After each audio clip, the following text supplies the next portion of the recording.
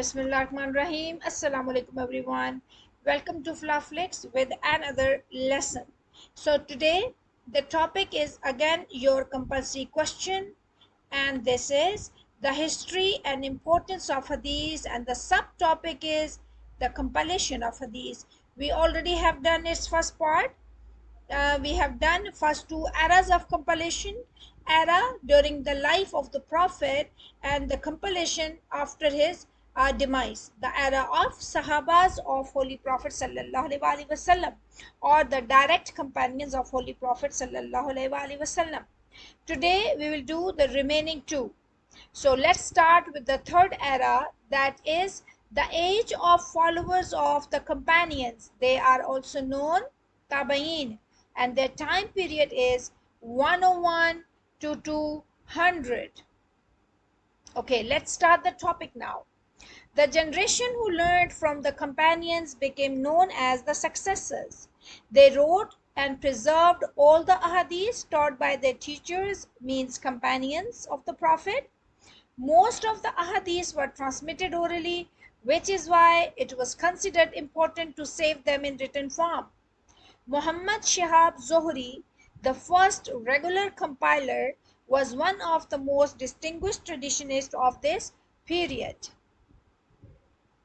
Ibn Shihab Zohri and Abu Bakr al-Hazm were asked by Umar bin Abdulaziz, the Umayyad Caliph, to prepare a collection of all available traditions containing administrative and taxation matters.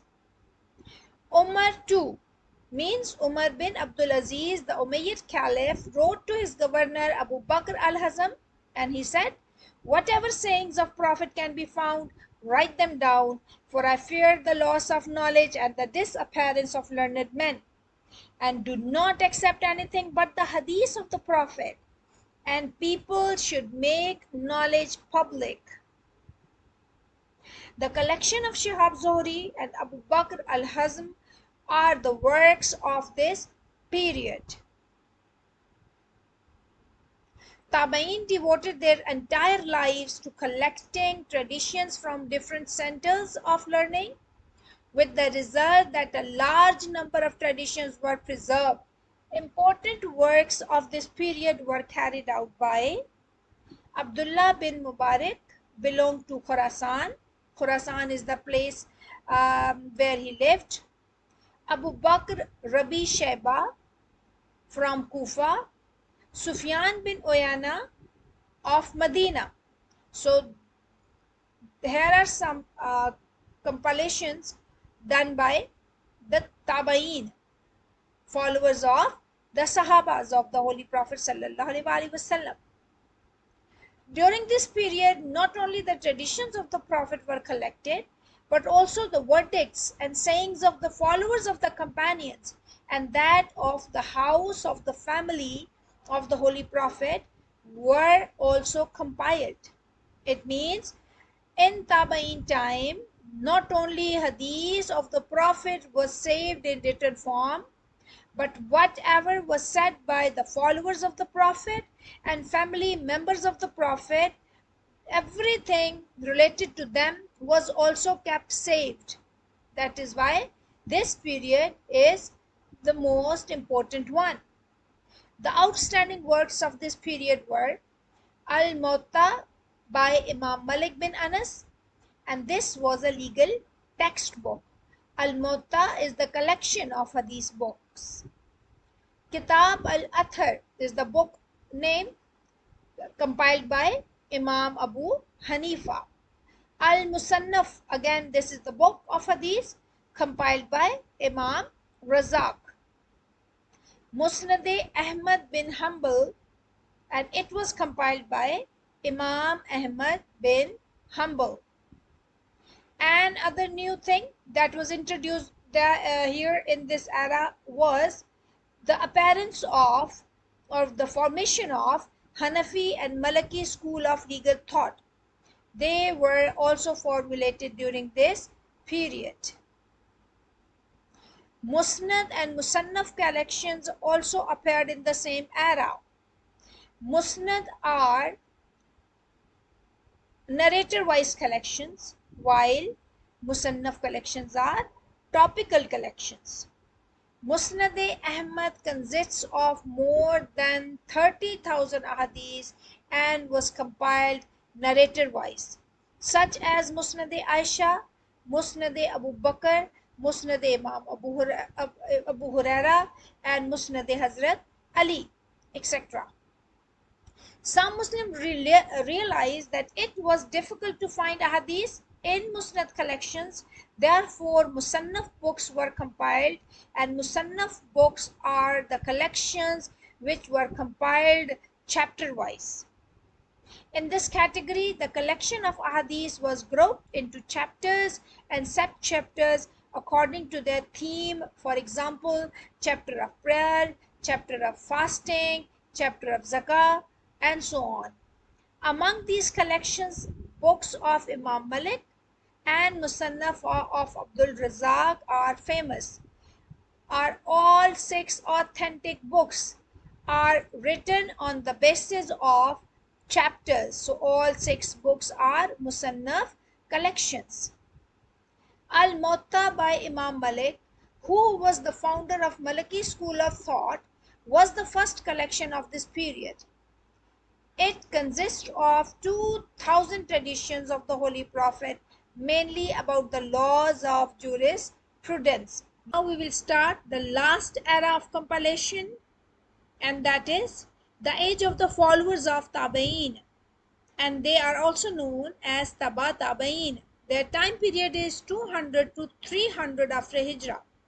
The age 3rd lunar century was the climax of the collection and compilation of Hadith. Ahadith were collected from every nook and corner of the world, and their accuracy was checked.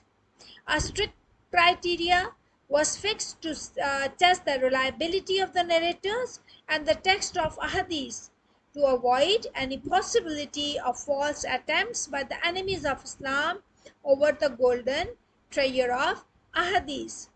So after this strict checking, 6 authentic books for Sunni Muslims and 4 authentic books for Shia Muslims were compiled. So here is the first book. Before you read its detail, note down some keywords for all the 6 authentic books.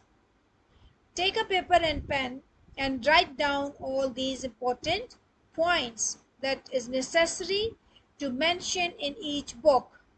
So number 1, you will mention the name of the book and the compiler's name. For example, name of the book is Sahih Bukhari and the compiler is Abu Abdullah Muhammad bin Ismail. Then you will write the status of the book, and the status of Sahih Bukhari is next to Quran in authenticity.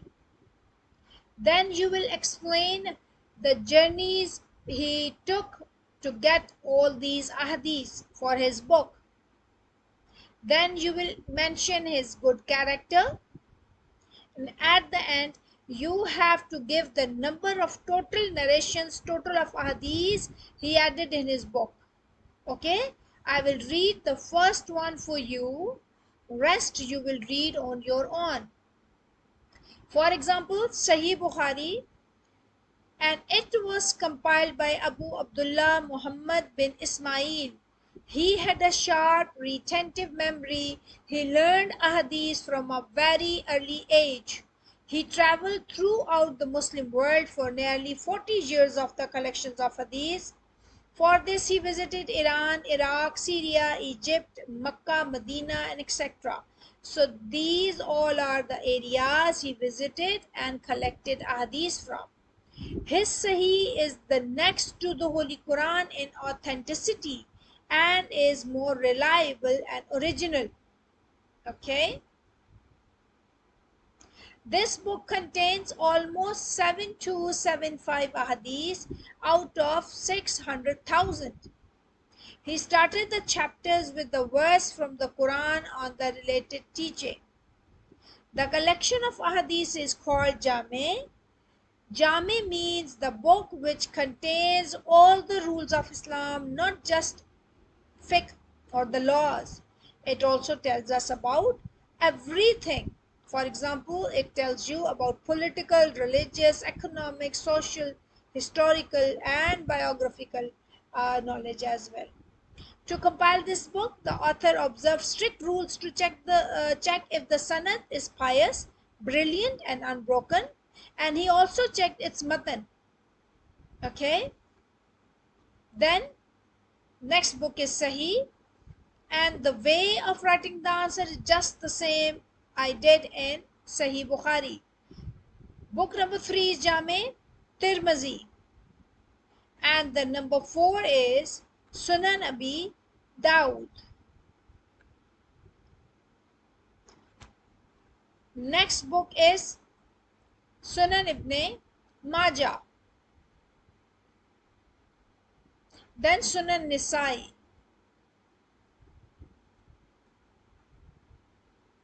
then we will cover some Shia books collection. I will read it for you because a little bit change is here. For example, Shia books relied more on the narrations related or said by the family members or the Imams. Okay, family members of the Prophet. For example, you can see all the Ahadis narrated by only Hazrat Ali or the descendants of the Prophet Hassan, Hussein, or the daughter of the Prophet Hazrat Fatima, or they added Ahadis narrated by the Imams, okay, because they thought them as innocent. That is why, according to Shia Muslim, they are most reliable persons for any hadith of the Holy Prophet sallallahu alaihi wasallam.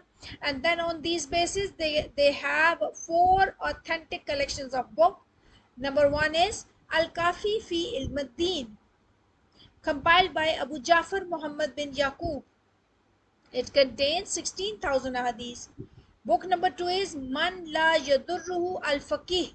This is compiled by Jafar Muhammad ibn Ali, and it contains 9,000 hadiths. Then Tahzibul Ahkam and Al-Istibrar. These 2 books are written by Muhammad bin Hassan Tusi. Okay, and in Tahzibul Ahkam, 13,600 hadiths are mentioned, and Al-Istibrar, 5,000 traditions are added. So these are all the hadith books which are most reliable according to Shia Muslims. So now in my next video, inshallah, we will discuss understanding based questions related to compilation of the hadith. Till then, take care and Allah Hafiz.